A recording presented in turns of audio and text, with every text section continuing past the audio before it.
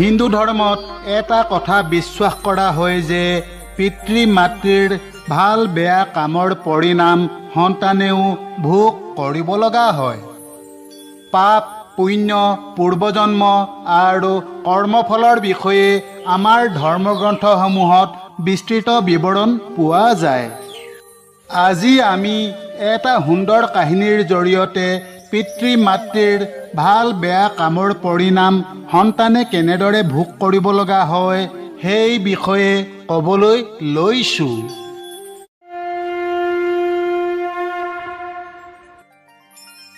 এসময়ৰ কথা, এখন আশ্ৰমত এজন মহান তপস্বী মহাত্মা বাস কৰিছিল।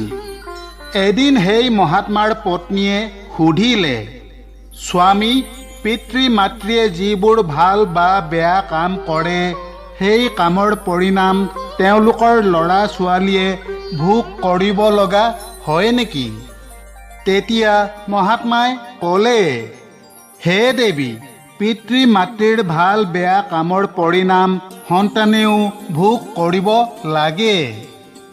আজি মই তোমাক এটা প্ৰাচীন কাহিনী ক'ম, যিটো শুনি তুমি বুজিব পাৰিবা যে পিতৃ মাতৃৰ ভাল বেয়া কামৰ ফল সন্তানে কেনেকৈ পায় আৰু তাৰ পৰিণাম সন্তানে ভোগ কৰিব লগা হয়।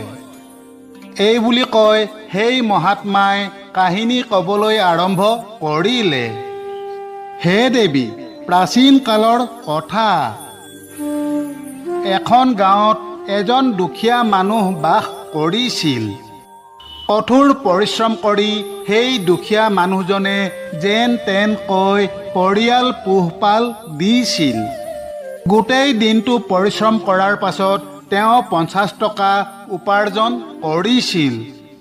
তাৰে তেওঁ 25 টকা দান কৰিছিল আৰু বাকী 25 টকাৰে পৰিয়ালটো ভৰণ পোষণ কৰিছিল। এনেকৈ কিছুদিন যোৱাৰ পাছত তেওঁৰ ঘৰত এক পুত্ৰৰ জন্ম হ'ল, যাৰ নাম ৰখা হ'ল সুনন্দ। এতিয়া সেই দুখীয়া মানুহজনৰ পৰিয়ালত স্বামী স্ত্ৰী দুজন আৰু পুত্ৰ সুনন্দৰ সৈতে মুঠ 3জন সদস্য আছিল। এতিয়া মানুহজনৰ পৰিয়ালটো ভৰণ পোষণ কৰিবলৈ সমস্যাৰ সন্মুখীন হ'বলৈ ধৰিলে, কাৰণ দিনক দিনে সামগ্ৰীৰ দাম বাঢ়ি আহিছিল। এদিনৰ কথা, সেই দুখীয়া মানুহজনৰ পুতেক সুনন্দই পিতাকক সুধিলে, পিতা, আপুনি দৈনিক 50 টকা উপাৰ্জন কৰে, তাৰ ভিতৰত আপুনি সদায় 25 টকা দান কৰে। বাকী থকা 25 টকাৰে আমি কেনেকৈ জীয়াই থাকিব পাৰিম? পুতেকৰ কথা শুনিও স্বামীক মৌন হৈ থকা দেখি পত্নীয়ে ক'লে, পুত্ৰ, তুমি এই বিষয়ে চিন্তা কৰিব নালাগে। তোমাৰ পিতাই দৈনিক 50 টকা উপাৰ্জন কৰে আৰু 25 টকা দান কৰে। তেওঁ তোমাৰ বাবেই এই দান কৰে, আনৰ বাবে নহয়। কিন্তু সেই ল'ৰাটোৱে মাকৰ এই কথা বুজিব পৰা নাছিল, কাৰণ তেওঁ বহুত সৰু হৈ আছিল। ইয়াৰ পাছত বহুদিন পাৰ হৈ গ'ল। সুনন্দ ক্ৰমান্বয়ে ডাঙৰ হ'ল আৰু তাৰ বয়স 16 বছৰ হ'ল। এদিন সন্ধিয়া সময়ত সেই দুখীয়া মানুহজন কাম কৰি ঘৰলৈ উভতি আহি আছিল। তেনেতে এটা ক'লা মহ আহি সেই দুখীয়া মানুহজনক শিঙেৰে খুচিবলৈ ধৰিলে। মহটোৰ আক্ৰমণত সেই দুখীয়া মানুহজনৰ থিতাতে মৃত্যু হ'ল। মানুহজনৰ পত্নী আৰু পুত্ৰই যেতিয়া পিতৃৰ মৃত্যুৰ খবৰ পালে, তেতিয়া তেওঁলোক অতি দুখী হৈ পৰিল। তাৰ পাছত এদিন সুনন্দই মাকক সুধিলে, মা, পিতা ক'লৈ গ'ল? তেতিয়া মাকে সুনন্দক ক'লে, বাছা, তোমাৰ পিতা আমাক এৰি জমপুৰীৰ যমৰাজৰ ওচৰলৈ গৈছে। তেতিয়া সুনন্দই ক'লে, মা পিতা জীয়াই থকাৰ সময়ত তেওঁ দৈনিক 50 টকা উপাৰ্জন কৰিছিল। তাৰে 25 টকাৰে পিতাই পৰিয়াল চলাইছিল আৰু 25 টকা দান কৰিছিল। এতিয়া যিহেতু পিতা নাই, তেন্তে আমি কি খাম? আমাৰ ঘৰখন কেনেকৈ চলিব? তেতিয়া মাকে সুনন্দক ক'লে, বাছা, দুখীয়া মানুহৰ কোনো সহায় কৰোতা নাই। সকলো মানুহ আঁতৰি যায়, কেৱল ভগৱানেহে দুখীয়াক সহায় কৰে। তেতিয়া সুনন্দই মাকক ক'লে, মা, তুমি চিন্তা নকৰিবা, মই যমৰাজৰ ওচৰলৈ গৈ পিতাক পুনৰ ঘূৰাই আনিম। আমাৰ দৰিদ্ৰতা দেখি যমৰাজে নিশ্চয় আমাৰ প্ৰতি দয়া কৰিব আৰু মোৰ লগত পিতাক নিশ্চয় ঘূৰাই পঠাব। কণমানি সুনন্দৰ কথা শুনিলে যদিও সেই কথাত মাকে বিশেষ গুৰুত্ব নিদিলে। তাৰ কিছুদিন পাছত এদিন সুনন্দক ঘৰত অকলে এৰি মাকে গাঁৱত কাম কৰিবলৈ গ'ল। আনহাতে সুনন্দই মনতে ভাবিলে যে মই আজি যমৰাজৰ ওচৰলৈ গৈ পিতাক ঘূৰাই আনিম। এই কথা ভাবি সুনন্দই পিতাকক আনিবলৈ ঘৰৰ পৰা ওলাই গ'ল। ঘৰৰ পৰা ওলাই সুনন্দই বহু সময় খোজকাঢ়ি গৈ থাকিল। খোজ কাঢ়ি কাঢ়ি সুনন্দৰ ভাগৰ লাগিছিল আৰু সি এজোপা প্ৰকাণ্ড আম গছৰ ছাঁত গৈ বহিল। তেনেতে সেই আম গছজোপাই মানুহৰ দৰে মাতেৰে ক'লে, বাছা, তুমি কোন হয় আৰু কলৈ যোৱা? আজিলৈকে তোমাৰ দৰে কোনো সৰু ল'ৰা মোৰ ছাঁৰ তলত বহিবলৈ অহা নাই। তেতিয়া সুনন্দই ক'লে, মই এজন দুখীয়া মানুহৰ পুত্ৰ আৰু মই মোৰ পিতাক ঘূৰাই আনিবলৈ যমৰাজৰ ওচৰলৈ যাবলৈ লৈছোঁ। এই কথা শুনি আম গছজোপাই ক'লে, পুত্ৰ, তুমি মোৰ বাবেও যমৰাজক এটা প্ৰশ্ন কৰিবা। মই ইয়াত বহু বছৰ ধৰি আছোঁ, কিন্তু আজিলৈকে মোৰ এখন পাতো সৰি পৰা নাই আৰু মোৰ এটা ডালো শুকাই যোৱা নাই। আৰু কিমান বছৰ মই ইয়াত থিয় হৈ থাকিম? নাজানো মই মোৰ পূৰ্বৰ জীৱনত কি পাপ কৰিছিলোঁ, যাৰ বাবে মই এই বৃক্ষজোনীৰ পৰা মুক্তি লাভ কৰিব পৰা নাই। ইয়াৰ কাৰণ কি? তেতিয়া সুনন্দই আম গছজোপাক ক'লে, ঠিক আছে, মই নিশ্চয় যমৰাজক আপোনাৰ প্ৰশ্নটো সুধিম।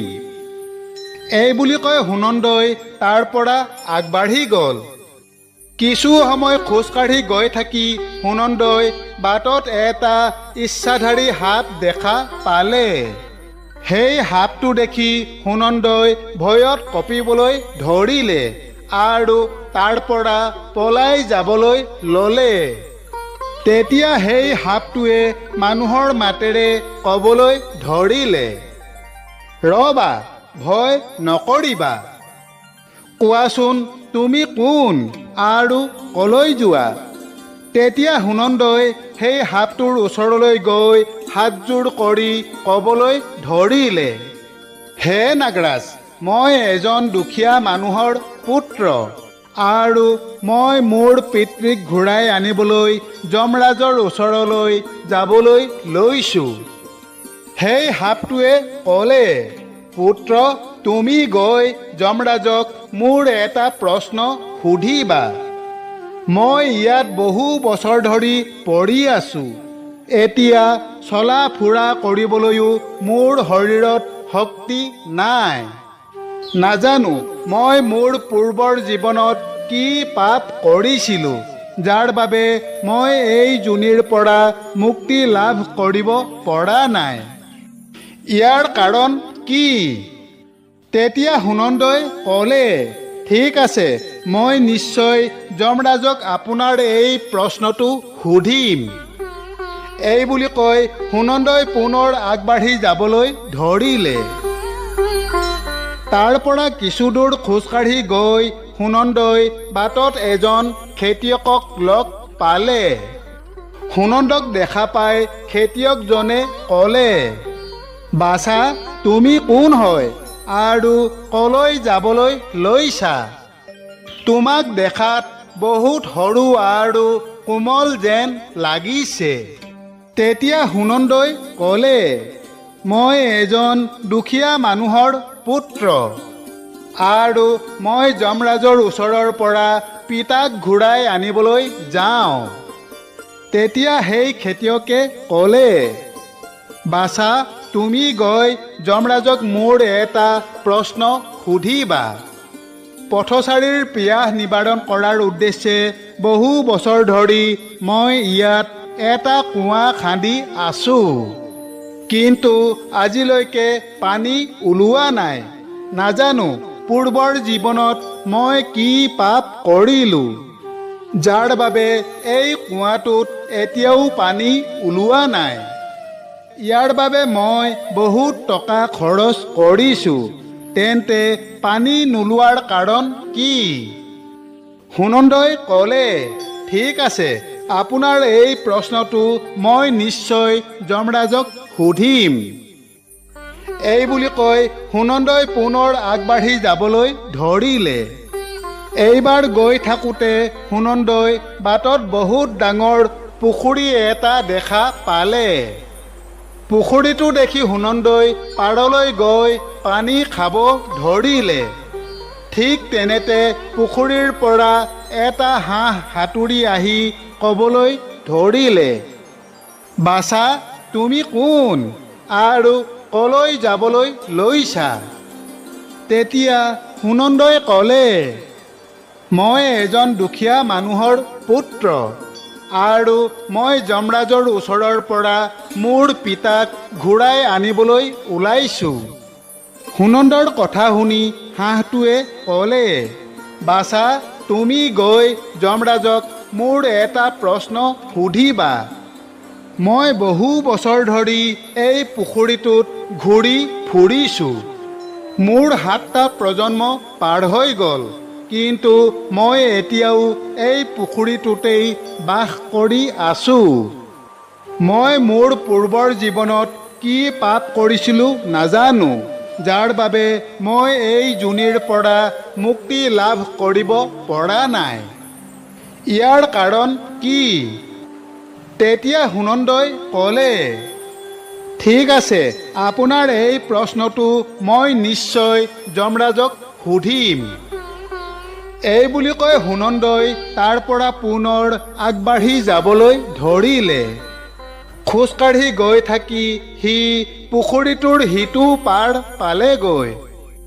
সিটো পাৰ গৈ পাই সি এটা মৰা বগলী পৰি থকা দেখিলে।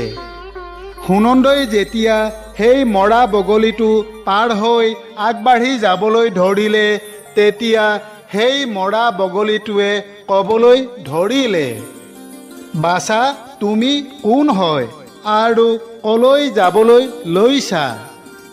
বগলীটোৰ মাত শুনি সুনন্দই ক'লে, মই এজন দুখীয়া মানুহৰ ল'ৰা আৰু মই যমৰাজৰ ওচৰৰ পৰা মোৰ পিতাক ঘূৰাই আনিবলৈ যাওঁ।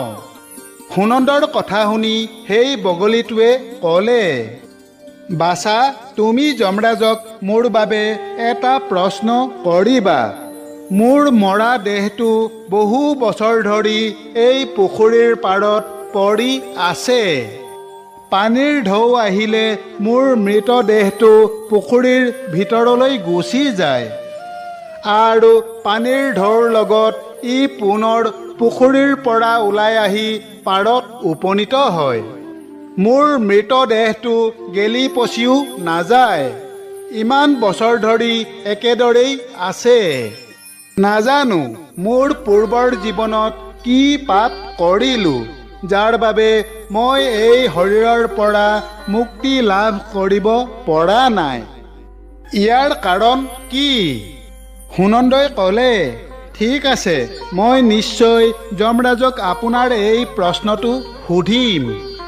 এই বুলি কৈ সুনন্দই তাৰ পৰা পুনৰ আগবাঢ়ি যাবলৈ ধৰিলে। এনেদৰে গৈ গৈ সুনন্দ যমপুৰী পালেগৈ আৰু তাত উপস্থিত হোৱাৰ পাছত যমৰাজক প্ৰণাম কৰিলে আৰু ক'লে, হে যমৰাজ, মোৰ পিতা ক'ত আছে? পিতা ঘৰত থাকোঁতে দিনটোত 50 টকা উপাৰ্জন কৰিছিল। তাৰে 25 টকা দান কৰি বাকী 25 টকা আমাক পোহপাল দিবলৈ ব্যৱহাৰ কৰিছিল। কিন্তু এতিয়া পিতা ঘৰত নাই, গতিকে মা আৰু মই সদায় ভোকত থাকিব লগা হৈছে। আপুনি অনুগ্ৰহ কৰি তেওঁক মোৰ লগত ঘৰলৈ পঠাই দিয়ক। সুনন্দৰ কথা শুনি যমৰাজে ক'লে, ঠিক আছে পুত্ৰ, মই তোমাৰ পিতাক ঘৰলৈ পঠাই দিম। তুমি প্ৰথমে ইয়াত বহা। যমৰাজে সুনন্দক ওচৰতে বহিবলৈ দি ভোজন কৰিবলৈ দিলে। ভোজন কৰোৱাৰ পাছত যমৰাজে সুধিলে, বাছা, তুমি আৰু কি বিচাৰা? তেতিয়া সুনন্দই যমৰাজক বাটত লগ পোৱা মানুহবোৰৰ প্ৰশ্নৰ বিষয়ে ক'লে। যমৰাজে সুনন্দৰ সকলো প্ৰশ্নৰ উত্তৰ দি ক'লে, বাছা, তুমি যোৱাৰ সময়ত তেওঁলোকৰ উত্তৰবোৰ দি দিবা। এতিয়া তুমি ঘৰলৈ যোৱা। তোমাৰ মা তোমাৰ বাবে অপেক্ষা কৰি আছে। তোমাৰ পিতা ঘৰ গৈ পাবগৈ। তাৰ পাছত সুনন্দই যমৰাজক প্ৰণাম কৰি ঘৰৰ ফালে উভতি যাব ধৰিলে। ঘূৰি আহি থাকোঁতে প্ৰথমে সেই মৰা বগলীটো পালে, যিটো পুখুৰীৰ পাৰত পৰি আছিল। সুনন্দক দেখি মৃত বগলীটোৱে ক'বলৈ ধৰিলে, বাছা, তুমি ঘূৰি আহিলা। তুমি মোৰ প্ৰশ্নটো যমৰাজক সুধিলানে? তেতিয়া সুনন্দই ক'লে, হয়, মই আপোনাৰ প্ৰশ্ন যমৰাজক সুধিছিলোঁ। যমৰাজে কৈছিল যে আগতে আপুনি এজন মহান পণ্ডিত আছিল, কিন্তু আপুনি আপোনাৰ জ্ঞান কাকো প্ৰদান কৰা নাছিল। এতিয়া আপোনাৰ মৃত্যু হ'ল, কিন্তু আপোনাৰ সেই জ্ঞানে আপোনাৰ মুক্তিত বাধা হৈছে। যেতিয়ালৈকে আপুনি আপোনাৰ জ্ঞান কাৰোবাক প্ৰদান নকৰে, তেতিয়ালৈকে আপোনাৰ আত্মাই শান্তি নাপাব। সেই মৰা বগলীটোৱে ক'লে, পুত্ৰ, এতিয়া এনে অৱস্থাত মোৰ ওচৰলৈ জ্ঞান আহৰণ কৰিবলৈ কোন আহিব? তুমিয়েই মোৰ জ্ঞান লোৱা। এই বুলি কৈ বগলীটোৱে নিজৰ সকলো জ্ঞান সুনন্দক প্ৰদান কৰিলে আৰু জ্ঞান প্ৰদান কৰাৰ লগে লগে বগলীটোৰ আত্মাই মুক্তি লাভ কৰিলে। তাৰ পাছত সুনন্দ পুনৰ আগবাঢ়ি গ'ল। এইবাৰ সুনন্দ আহি সেই হাঁহটোক লগ পালেহি। তেতিয়া সুনন্দৰ ফালে চাই হাঁহটোৱে ক'লে, হে পুত্ৰ, তুমি মোৰ প্ৰশ্নটো যমৰাজক সুধিলানে? সুনন্দই ক'লে, হয়, মই যমৰাজক আপোনাৰ প্ৰশ্নটো সুধিছিলোঁ। যমৰাজে ক'লে যে আপোনাৰ ভিতৰত অমৃত আছে, গতিকে আপুনি কাৰোবাক এই অমৃত নিদিয়ালৈকে এনেকৈ অস্থিৰ হৈ থাকিব। হাঁহটোৱে ক'লে, বাছা, মই এতিয়া কাক বিচাৰি পাম? গতিকে তুমিয়েই মোৰ অমৃত লোৱা। তাৰ পাছত হাঁহটোৱে নিজৰ অমৃত সুনন্দক দিলে আৰু অমৃত দিয়াৰ লগে লগে সেই হাঁহটোৰ আত্মাই মোক্ষ লাভ কৰিলে। তাৰ পাছত সুনন্দ পুনৰ আগবাঢ়ি গ'ল। এইবাৰ সুনন্দ আহি সেই কুঁৱা খান্দি থকা খেতিয়কক লগ পালেহি। তেতিয়া সুনন্দৰ ফালে চাই খেতিয়কে ক'লে, বাছা, তুমি আহিলানে? কোৱাচোন, তুমি মোৰ প্ৰশ্নটোক যমৰাজক সুধিলানে? সুনন্দই ক'লে, হয়, মই যমৰাজক আপোনাৰ প্ৰশ্নটো সুধিছিলোঁ। যমৰাজে ক'লে যে আপোনাৰ ঘৰত এগৰাকী গাভৰু ছোৱালী অবিবাহিত হৈ আছে। যেতিয়ালৈকে আপুনি সেই কন্যাক কাৰোবালৈ বিবাহ নিদিয়ে, কন্যাদান নকৰে, তেতিয়ালৈকে আপোনাৰ কুঁৱাৰ পৰা পানী নোলায়। প্ৰথমে নিজৰ কৰ্তব্য সম্পূৰ্ণ কৰক। ঈশ্বৰে আপোনাক যি দায়িত্ব দিছে তাৰ প্ৰতি মনোযোগ দিয়ক। প্ৰথমে আপুনি আপোনাৰ ছোৱালীজনীক বিবাহ দিয়ক আৰু তাৰ পাছত এই কুঁৱাটো খান্দক। তেতিয়া খেতিয়কে ক'লে, চা, মই এতিয়া মোৰ ছোৱালীৰ বাবে এজন সুযোগ্য পাত্ৰ ক'ত বিচাৰি যাম? মোৰ ছোৱালী কালৈ বিবাহ দিম? তোমাক মোৰ বৰ সহজ সৰল যেন লাগিছে আৰু তুমি ধুনীয়াও। সেয়েহে বাছা, তোমালৈকে মোৰ ছোৱালীক বিবাহ দিয়া উচিত হ'ব। তুমি মোৰ ছোৱালীক গ্ৰহণ কৰা। তাৰ পাছত সেই খেতিয়কে সুনন্দৰ লগত জীয়েকৰ বিবাহ কৰাই দিলে। খেতিয়কজনে বহুত ধন সম্পত্তি দি জীয়েকক বিদায় দিলে। তাৰ পাছত সুনন্দ পুনৰ আগবাঢ়ি গ'ল। এইবাৰ সুনন্দ আহি সেই ইচ্ছাধাৰী সাপটো লগ পালেহি। তেতিয়া সুনন্দৰ ফালে চাই সাপটোৱে ক'লে, হে পুত্ৰ, তুমি মোৰ প্ৰশ্নটো যমৰাজক সুধিলানে? সুনন্দই ক'লে, হয়, মই যমৰাজক আপোনাৰ প্ৰশ্নটো সুধিলোঁ। যমৰাজে ক'লে যে আপুনি আপোনাৰ নাগমণিটো কেতিয়াবা মাটিত উলিয়াই থয়, কিন্তু সেইটো আপুনি কেতিয়াও কাকো দান কৰা নাই। এই নাগমণি দান নকৰালৈকে আপোনাৰ শৰীৰ এনেকৈয়ে থাকিব। তেতিয়া সেই সাপে ক'লে, বাছা, এতিয়া মই এই নাগমণিটো কাক দিম? গতিকে তুমিয়েই এই নাগমণিটো লৈ যোৱা। এই বুলি কৈ সেই সাপটোৱে সুনন্দক তাৰ নাগমণিটো দি দিলে। নাগমণিটো দিয়াৰ লগে লগে সেই সাপৰ আত্মাই মোক্ষ লাভ কৰিলে। তাৰ পাছত সুনন্দই পত্নীৰ সৈতে পুনৰ আগবাঢ়ি যাবলৈ ধৰিলে। কিছু সময়ৰ পাছত সুনন্দ সেই আম গছজোপাৰ ওচৰ পালেহি, যাৰ ছাঁত সি জিৰণি লৈছিল। সুনন্দক দেখি আমজোপাই সুধিলে, পুত্ৰ, মোৰ প্ৰশ্নটো যমৰাজক সুধিলানে? সুনন্দই ক'লে, হয়, মই যমৰাজক আপোনাৰ প্ৰশ্ন সুধিছিলোঁ। যমৰাজে কৈছিল যে আগৰ জীৱনত আপোনাৰ কাম আছিল পাঠশালাত ল'ৰা ছোৱালীক শিক্ষা দিয়া। আপোনাৰ পদবী গুৰুৰ আছিল, কিন্তু আপুনি আপোনাৰ পদবীৰ দায়িত্ব সঠিকভাৱে পালন কৰা নাছিল। শিক্ষা প্ৰদান কৰাৰ বিনিময়ত সৰু ল'ৰা ছোৱালীবোৰক আপুনি কাম কৰিবলৈ দিছিল।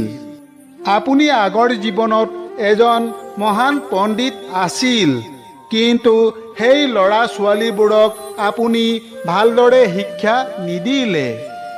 সেই ল'ৰা ছোৱালীবোৰৰ অভিশাপৰ বাবেই আপুনি লৰচৰ কৰিব নোৱাৰা হৈছে। আপোনাৰ ভিতৰত যি জ্ঞান ভৰি আছে সেই জ্ঞান কাৰোবাক দিয়ক। ইয়াৰ পাছতহে আপুনি মোক্ষ লাভ কৰিব। সুনন্দৰ কথা শুনি আম গছজোপাই ক'লে, বাছা, মই এতিয়া এই জ্ঞান কাক দিম? কোনে মোৰ পৰা জ্ঞান ল'বলৈ আহিব? বাছা, তুমিয়েই মোৰ এই জ্ঞান লোৱা। তাৰ পাছত সেই আম গছজোপাই নিজৰ সকলো জ্ঞান সুনন্দক দিলে। গছজোপাই সুনন্দক নিজৰ জ্ঞান প্ৰদান কৰাৰ লগে লগে তাৰ আত্মায়ো মুক্তি লাভ কৰিলে আৰু সেই আত্মা গছৰ জুনিৰ পৰা মুক্ত হৈ পৰিল। তাৰ পাছত সুনন্দই পত্নীৰ সৈতে আহি নিজৰ ঘৰ পালেহি। সুনন্দ ঘৰ আহি পোৱাত তাৰ মাক আনন্দিত হৈ পৰিল আৰু ক'বলৈ ধৰিলে, বাছা, তুমি কলৈ গৈছিলা আৰু তোমাৰ লগত এই ছোৱালীজনী কোন? তেতিয়া সুনন্দই মাকৰ আগত তাৰ লগত হোৱা সকলো কথা ক'লে। পাছত সুনন্দই গম পালে যে পিতাক ঘৰলৈ আকৌ ঘূৰি নাহে। এতিয়া তেওঁ মুক্তি লাভ কৰিছে। তাৰ পিতাকে যি দান ধৰ্ম কৰিছিল সেই দানৰ ফল যমৰাজে সুনন্দক পুৰস্কাৰ হিচাপে দিলে। কাহিনী শেষ কৰি মহাত্মাই ক'লে, হে দেৱী, এতিয়া তুমি বুজি পালা চাগে যে পিতৃ মাতৃৰ ভাল বেয়া কামৰ ফল সন্তানে কেনেকৈ লাভ কৰে আৰু পিতৃ মাতৃয়ে কৰা পাপ আৰু পুণ্য কৰ্ম কেনেকৈ সন্তানৰ মাজলৈ যায় আৰু এজন ব্যক্তিয়ে কেনেকৈ পূৰ্ব জীৱনৰ কৰ্ম ফল পায়। বান্ধৱসকল, আজিৰ কাহিনী আপোনালোকৰ নিশ্চয় ভাল লাগিল। আগলৈ অন্য এক নতুন কথাৰ সৈতে পুনৰ লগ পোৱা আশাৰে তথা আপোনালোক সকলোৰে কুশল কামনাৰে আজিলৈ সামৰিছোঁ। ধন্যবাদ। জয় শ্ৰীকৃষ্ণ।